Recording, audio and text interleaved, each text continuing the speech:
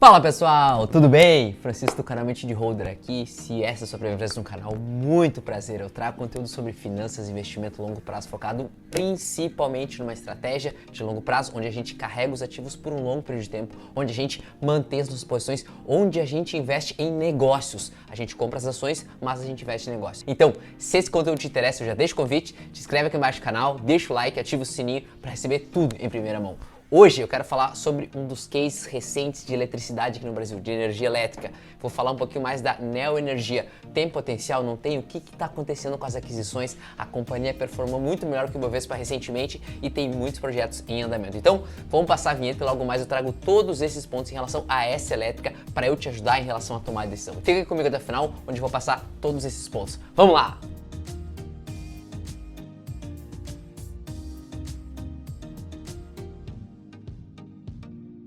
Para a gente iniciar um pouquinho mais a nossa conversa, eu quero apresentar um pouquinho da Neoenergia. Primeiro, ela é uma companhia integrada em que ela opera nos três segmentos: geração, distribuição e transmissão de energia. Eu vou explicar exatamente esses pontos aqui para vocês, para a gente entender um pouquinho mais desse racional e como que o mercado de energia elétrica está posicionado, como que ele atua, como que o setor funciona dentro aqui do Brasil. Ela está nesses três mercados com atuação muito forte em 18 estados além do Distrito Federal. A companhia hoje tem uma forte presença na região Nordeste, uma das regiões que mais cresce no país. Então está com muito foco, tem muita elétrica olhando para lá. Então tem mais de 840 mil quilômetros quadrados de área de concessão e um foco muito grande na região Nordeste, levando energia para mais de 37 milhões de pessoas.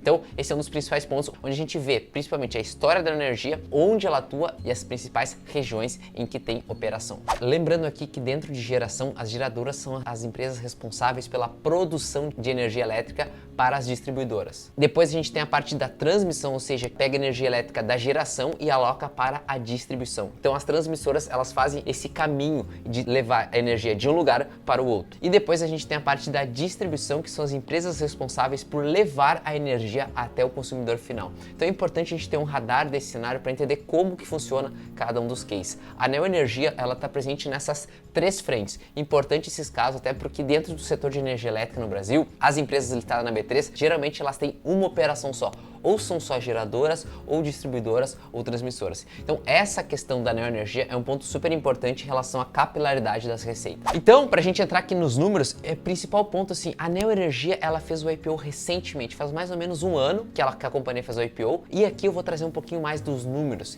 Então, dentro de energia elétrica, a gente tem principalmente as empresas, elas focam em dividendos, e aqui a gente vê uma empresa mais focada em crescimento, expandindo a operação, entrando em novos leilões, comprando mais concessões para conseguir entregar mais dentro desses três ramos. PL hoje está em 4,4, além de uma relação EV/EBITDA de 5,2, o que são pontos atraentes se a gente for olhar em questão de múltiplos e fundamentos.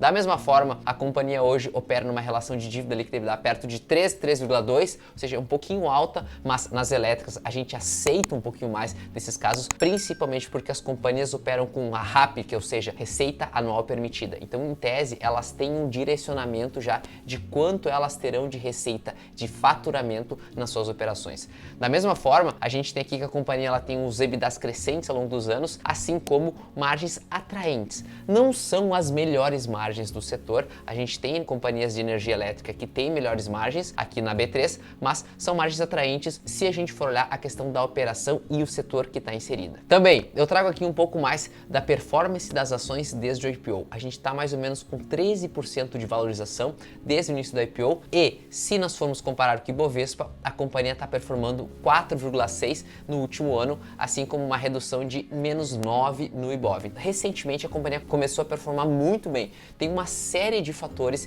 que indicam esses pontos. Quais são eles? Primeiro é que as linhas de transmissão são consideradas o segmento mais sólido do setor elétrico. Então, como a companhia está muito presente nessa parte de transmissão, a gente vê muita capacidade de crescimento aqui. Também, o custo de manutenção das transmissoras é muito baixo. Esse é um ponto também que, por exemplo, a Transmissão Paulista performou muito bem, a Neoenergia está com uma parte de crescimento muito forte, muito pelo fato de que a manutenção é baixa e a margem de lucro é mais alta. Ou seja, dentre as elétricas, as transmissoras são onde eu mais gosto de ter minha operação. Eu vou entrar mais a fundo nesses cases, explicando mais a fundo disso nos próximos vídeos aqui do canal. Também a companhia vem crescendo a um ritmo de mais ou menos 15% ao ano, com perspectivas muito atraentes no longo prazo. Então esse é um dos pontos principais em relação à gestão, à operação, e que a companhia está começando a performar muito bem. Entrando mais a fundo nos números aqui, pessoal, vamos falar um pouquinho mais da margem bruta, ou seja, a companhia vem crescendo no ritmo perto de 12,6% e a margem bruta vem crescendo a um ritmo de 43%. Em tese, a companhia está conseguindo trazer melhores margens, é um ponto importante aqui que a gente traz de racional, da mesma forma que as despesas operacionais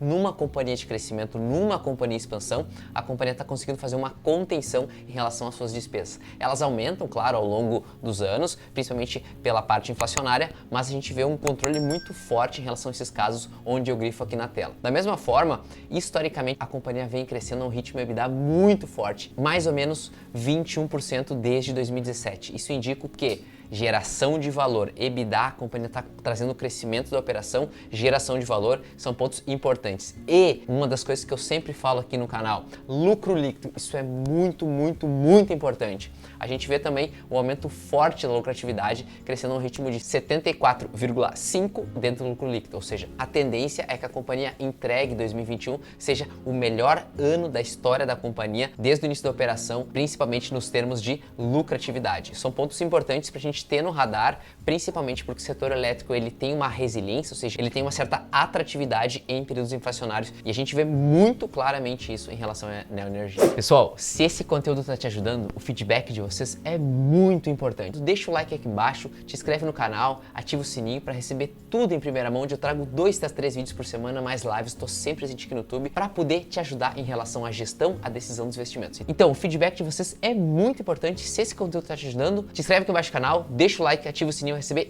tudo em primeira mão. Vamos seguir com o nosso conteúdo para trazer mais pontos em relação à neoenergia. Aqui, pessoal, eu trago para vocês uns pontos importantes em relação à gestão de endividamento. Todos os vídeos do canal, principalmente nas elétricas, a gente precisa ter muito claro a gestão da dívida, a gestão do endividamento, porque são empresas mais alavancadas. Na neoenergia, a gente vê uma relação de dívida líquida EBITDA caindo ao longo dos trimestres e, em paralelo também, a dívida líquida aumentando. Então, são pontos importantes, essa manutenção ao longo dos trimestres são pontos que eu gosto de verificar. Da mesma forma, a gestão entre curto prazo e longo prazo. Quanto maior parte do endividamento estiver no longo prazo, maior a capacidade da companhia de fazer investimentos. Dentro da neoenergia, a gente vê o longo prazo com 77%. Pontos positivos, da mesma forma, aqui a gente vê os indicadores, ou seja, grande parte do endividamento da companhia está em relação ao CDI. Ponto ok, a companhia consegue fazer a revisão dos contratos ou por IPCA ou por IGPM, são pontos importantes também que costumam seguir o CDI. Da mesma forma que a gente vê aqui grande parte da dívida principal mais juros no longo prazo. Pontos importantes, gosto aqui, e dentro das elétricas a gente precisa trazer muito à tona essa questão. Em relação aos números, eu gostaria de grifar algum ponto aqui. Primeiro, a receita operacional líquida, se a gente for olhar os 9 meses 20 contra 21,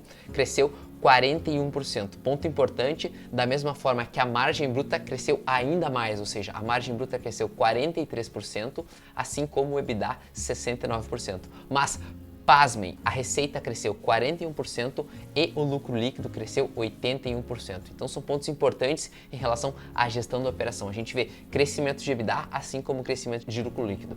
Quando ocorre o crescimento de lucro líquido sem o crescimento de EBITDA, provavelmente é por algum item não recorrente. E não é o que a gente está vendo na neoenergia, o que eu considero um ponto extremamente positivo para quem analisa o papel, para quem estuda, para quem aloca a gestão de longo prazo em relação a esse ativo. Dentro da B3, nós temos inúmeras opções dentro de energia elétrica. É um setor muito bem disseminado na Bolsa Brasileira. A gente tem várias boas companhias estruturadas com resultados resilientes. De certa forma, é um ponto extremamente importante para nós investidores, porque a gente consegue fazer bons ativos. A gente consegue ser muito criterioso dentro dessas companhias, dentro dos investimentos, para a gente que somos investidores minoritários e fazer a alocação do nosso patrimônio. Em períodos de inflação alta, geralmente as companhias de energia elétrica costumam performar muito bem em detrimento de outros. Então, nesse cenário onde a gente vê inflação tanto no Brasil quanto nos Estados Unidos, verificar isso, dar mais a fundo essas companhias é um ponto extremamente importante, ainda mais que a neoenergia está com um crescimento mais forte do que as concorrentes. Eu espero muito que esse conteúdo tenha te ajudado. Se te ajudou, te inscreve aqui embaixo no canal, deixa o like e ativa o sininho para receber tudo em primeira mão. Te espero no próximo vídeo e até mais.